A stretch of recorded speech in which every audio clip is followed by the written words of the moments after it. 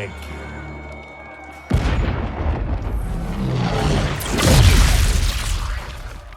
Your lies are revealed, sorcerer.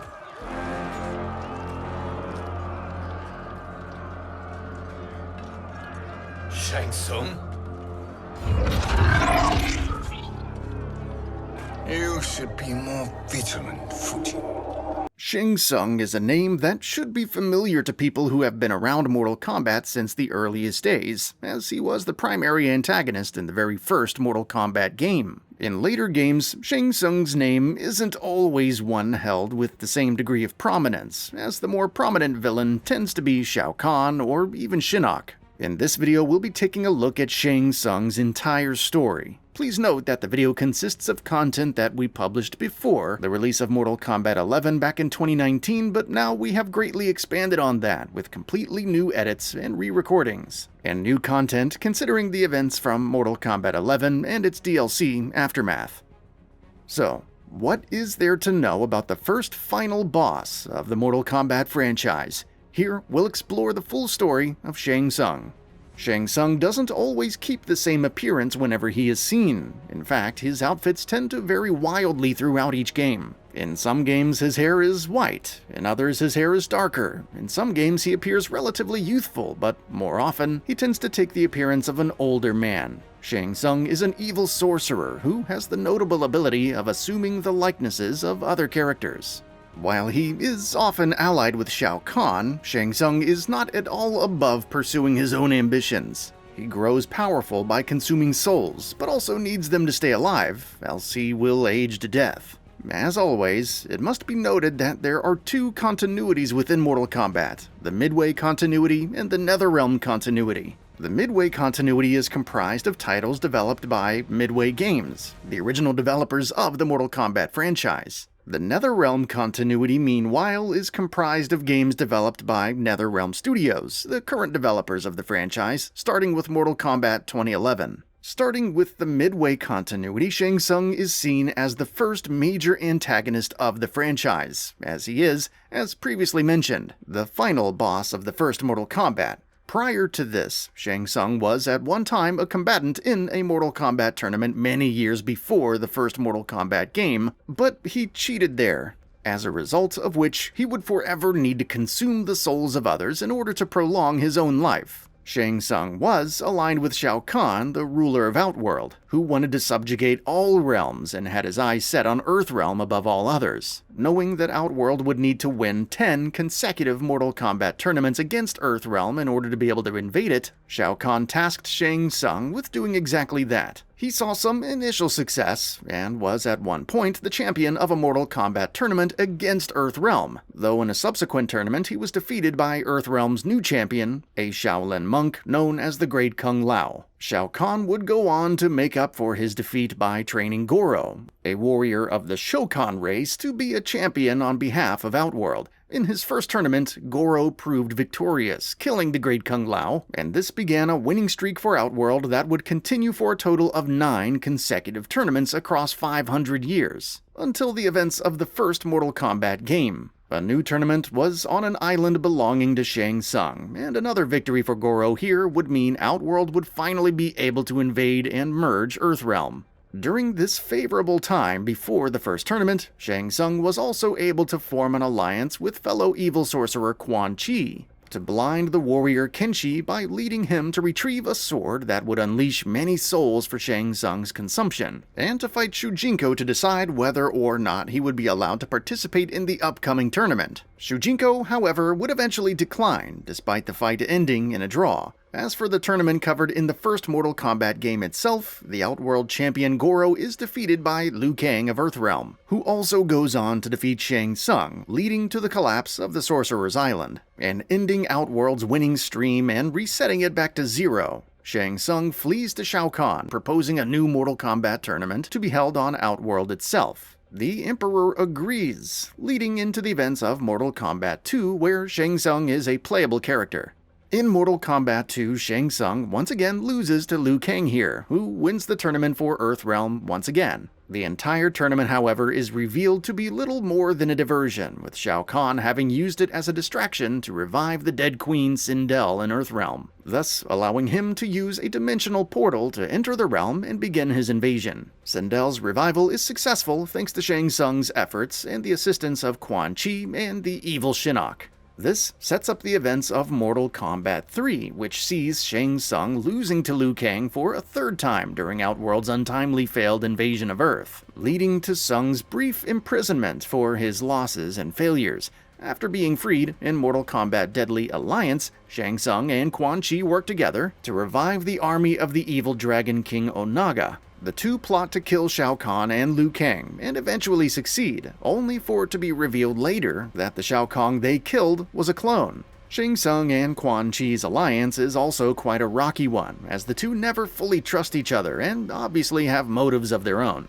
After successfully defeating the heroes of Earthrealm and killing some of them, the two sorcerers turn on each other, with Quan Chi eventually winning in the ensuing fight. Afterward, when the resurrection of Onaga goes horribly wrong and the threat he poses is understood by all, Shang Tsung, Quan Chi, and Raiden join forces to fight him, though Shang Tsung is killed during the fight. He is revived later by Shao Kahn. Following that, Shang Tsung helps Shao Kahn in taking back Outworld, which has been ruled by Mileena in Kahn's absence. However, Shang Tsung also learns of the power of Blaze from Quan Chi, and that the person who acquires it will possess power and basically become invincible. Unsurprisingly, he starts plotting to get his hands on the power, leading into the events of the last game in the original continuity, Mortal Kombat Armageddon. Shang Tsung fights with the forces of darkness at the Battle of Armageddon, but is one of the last to be slain by his recurring nemesis, Liu Kang's zombified form.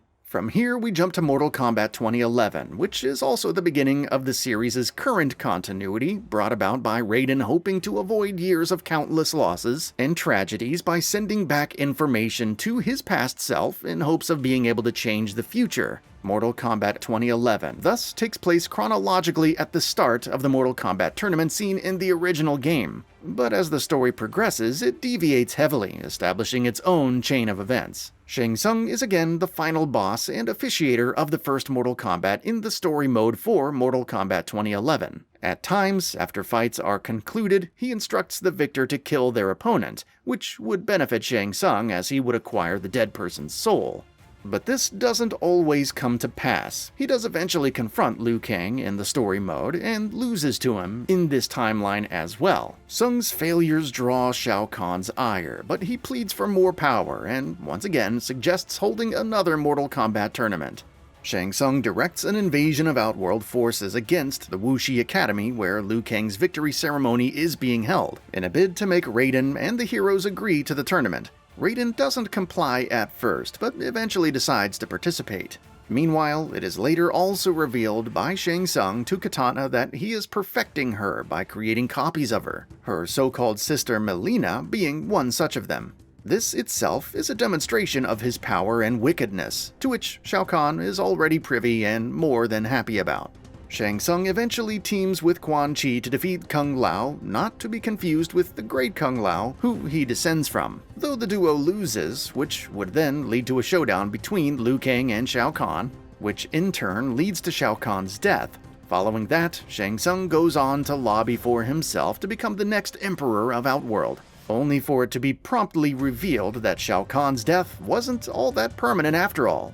Is it ever? Shao Kahn, at this point, has lost patience with Shang Tsung's failure to conquer Earthrealm and lays their blame at the sorcerer's feet. So dissatisfied is he with Shang Tsung's inability to help Outworld invade Earthrealm, in fact, that when the Emperor does eventually have Queen Sindel revived, he drains souls from Shang Tsung to enhance her power, killing him. That's the last we see of him in Mortal Kombat 2011, and he doesn't make an appearance in the canon events of Mortal Kombat X and Mortal Kombat 11's base game either. He does, however, have a major role to play in the events portrayed in Mortal Kombat 11 Aftermath. As Aftermath begins, Liu Kang has defeated Kronika, and he and Raiden are preparing to use her hourglass to create an entirely new timeline, one that will hopefully be free of all of the violence and bloodshed that the Mortal Kombat universe has always been characterized by. At this point, however, Shang Tsung arrives with Fujin and Nightwolf in tow. having been thrust back into the world of the living after being ousted from the void by Kronika's forces. He tells Liu Kang that the hourglass will not work until it's used in conjunction with Kronika's crown, which got shattered in her final fight with Liu Kang. The sorcerer is proven right when Liu Kang tries to use it anyway, yielding no results. Liu Kang devises a plan and sends Shang Tsung, Fujin, and Nightwolf back in time so that they can get their hands on the crown before Kronika is defeated, but Shang Tsung, as is always the case with him, has utterly self-serving motives that go on to rear their head later on in the story. But more on that in a bit. Throughout the events of Mortal Kombat 11 Aftermath, Shang Tsung has a crucial part to play in a number of major events, chief among them being the revival of Queen Sindel, whom they hope will be able to help them get past Kronika's forces to Shang Tsung's island, which is where they know they'll find the crown. After a string of uneasy alliances, all-out conflicts, and more with a litany of characters, including the likes of Shiva, Jade, Katana, Jax, and many more, things finally come to a head in the final duel between Kronika on one side and Shang Tsung and Fujin on the other. It's at this point that the sorcerer's deviousness and treachery rear their head once more, with it being revealed that he and Sindel also work together behind the scenes to free and bring back Shao Kahn. With the former emperor and Sindel by his side, Shang Tsung turns on his newfound allies and claims the crown for himself. It turns out, however, that Liu Kang is several steps ahead of the sorcerer this time. Arriving on the scene, he reveals that he knew full well that Shang Tsung would attempt to betray him, and that it was his plan all along to take the crown from him and use it for his own purposes. Though he had to sacrifice the lives of many of his friends as part of this plan, Liu Kang knew that once he was able to create his new era, all of those people and many others would go on to live much happier and more peaceful lives.